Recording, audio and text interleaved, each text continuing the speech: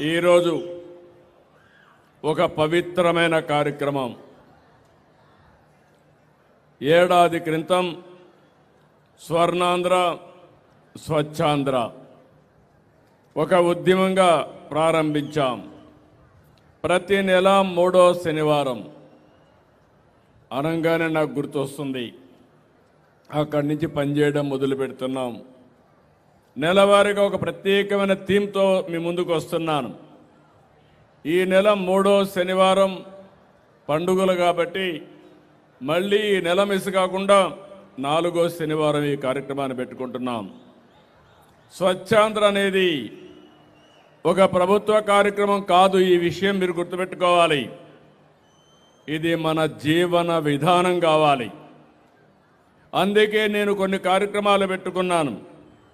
ప్రతి నెల 1వ తారీఖు వస్తే పేదల సేవలో నేనే కాదు, ప్రజాప్రతినిధులు, అధికార యంత్రాంగం, ఎన్డీఏ కూటమి నాయకులందరూ కూడా ప్రజాసేవలో మమేకం కావాలి. మాకు గుర్తుండాలి, పేదవాళ్ళ సమస్యలు అర్థం చేసుకోవాలి. మీ సమస్యల పరిష్కారం కోసం అనునిత్యం పనిచేయాలనే ఉద్దేశంతోనే పేదల సేవలో పెట్టాం. ఈరోజు మీరు ఒక్కసారి ఆలోచిస్తే నేను సూపర్ 6 చెప్పాను. అందరూ అసాధ్యమన్నారు. సూపర్ 6ని సూపర్ హిట్ చేసిన ఏకైక కూటమి ఎన్డీఏ కూటమి. ఈరోజు మీలో ఇంత ఉత్సాహం ఉందంటే అందరికీ తల్లికి వందనం వస్తూ ఉంది. స్త్రీ శక్తి కింద ఫ్రీగా బస్సులో ఎక్కడికి కావాలన్నా మా ఆడబిడ్డలందరూ తిరిగే పరిస్థితికి వచ్చారు. అన్నదాత సుఖీభవ సమర్థవంతంగా అమలు చేస్తున్నాం. దీపం 2 కింద 3 సిలిండర్లు ఉచితంగా ఇస్తున్నాం. పేదలందరికీ పింఛన్లు 4,000, 6,000, 10,000, 15,000, సంవత్సరానికి 33,000 కోట్ల రూపాయలు పేదలకిచ్చే ఏకైక ప్రభుత్వం ఒకే ఒక కార్యక్రమం పెన్షన్ల కార్యక్రమం. అదే సమయంలో 1-2 కాదు, అనేక కార్యక్రమాలతో ముందుకు పోతున్నాం. అయితే ఇక్కడ మీరు గుర్తుపెట్టుకోవాల్సింది స్వచ్ఛాంధ్ర స్వర్ణాంధ్ర. మనం పీల్చే గాలి స్వచ్ఛంగా ఉండాలి. మన పరిసరాలు పరిశుభ్రంగా ఉండాలి. మనం తాగే నీళ్లు సురక్షితంగా ఉండాలి. తినే తిండి కాలుష్యం లేకుండా మనం తినే తిండి కూడా బాగా ఉంటే ఆరోగ్యం బాగుంటుంది. మంచి తిండి రావాలంటే, మంచి నీళ్లు దొరకాలంటే మనం వేసే పంటల భూమి కూడా స్వచ్ఛందంగా ఉండాలి. ఇవన్నీ చేయాలంటే మన ఆలోచనలు కూడా స్వచ్ఛంగా ఉండాలి. చెడు ఆలోచనలు పెట్టుకొని నేరస్తులు రాజకీయాలు చేస్తే ఏమవుతుందో మనం గతంలో చూసాం.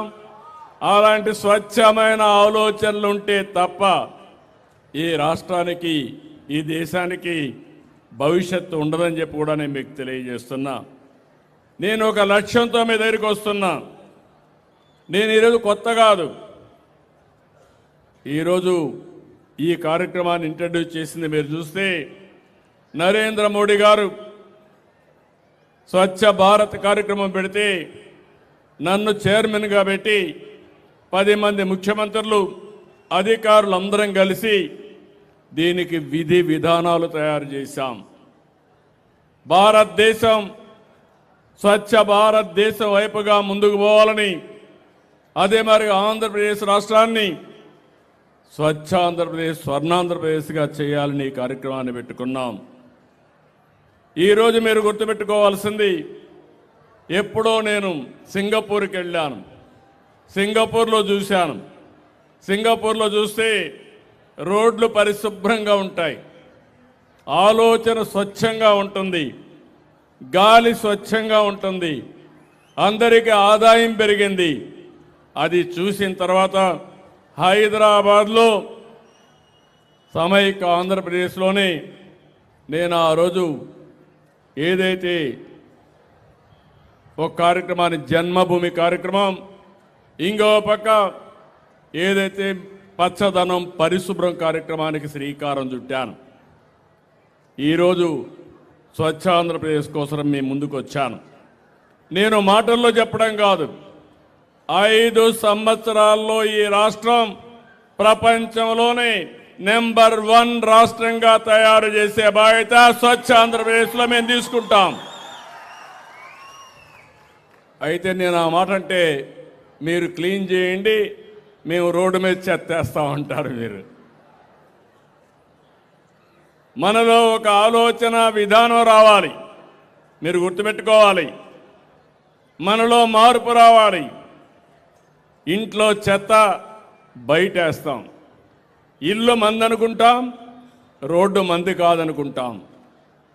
అక్కడ పురుగులు, అశుభ్ర వాతావరణంలో మస్కిటోస్ అన్నీ వస్తే మన ఇంట్లో ఉండే మనల్ని కూడా మస్కిటోస్ కుడతాయి.